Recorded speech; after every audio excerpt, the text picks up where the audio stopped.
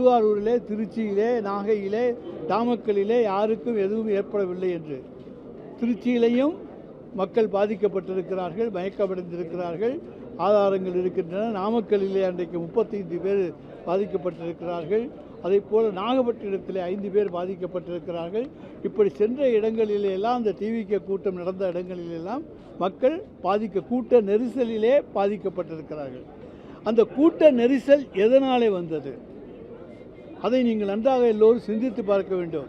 இப்பொழுது எந்த அரசியல் கட்சி தலைவரும் ஒரு பொதுக்கூட்டத்துக்கோ ரோட் ஷோவுக்கோ போவதாக இருந்தால் அந்த இடத்துக்கு ஒரு 500 மீட்டருக்கு முன்னாலேயே அவர்கள் அந்த வேனிலே எழுந்து நின்று கொண்டு அங்கே தங்களை காண வந்திருக்கின்ற பொதுமக்களை பார்த்து கையசைத்து கும்பிட்டு அவர்களுடைய வாழ்த்துக்களை பெற்றுக்கொண்டு அவர்கள் தருகிற சால்வைகளை பெற்றுக்கொண்டு செல்வார்கள்.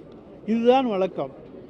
ஆனால் இவர் 500 மீட்டருக்கு முன்னாலேயே வேனுக்கு அந்த பெரிய பஸ்ஸு அந்த பஸ்ஸுக்குள்ளே ஒளிந்து கொண்டு விட்டார், உட்கார்ந்து கொண்டு விட்டார்.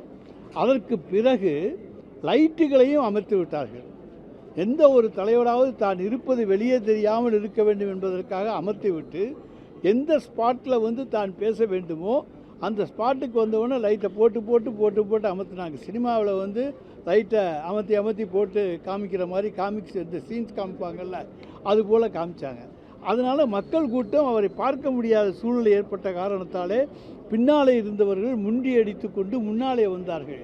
அந்த முன்னாலே எல்லாம் வந்ததுனாலே தான் இன்றைக்கி ஒரு கூட்ட நெரிசல் ஏற்பட்டு அங்கே மூச்சு திணறித்தான் இன்றைக்கு ஒரு 10-15 பேர் இறந்திருக்கிறார்கள் என்று சொன்னால் மூச்சு திணறி இறந்திருக்கிறார்கள். அப்படிப்பட்ட ஒரு சூழ்நிலையை வேண்டுமென்றே அங்கே உருவாக்கி இருக்கிறார்கள். அதேபோல் எங்களுக்கு மின்சாரம் வேண்டாம், நாங்களே ஜெனரேட்டர் வைத்துக் கொள்கிறோம் என்று சொன்னார்கள். அப்புறம் அந்த ஜெனரேட்டர் ஏரியில் திடீர்னு வேறு லைட்டை காமிக்கிறாங்க. அந்த மாதிரியான சீன்களை எல்லாம் நீங்கள் பார்த்திருக்கிறீர்கள்.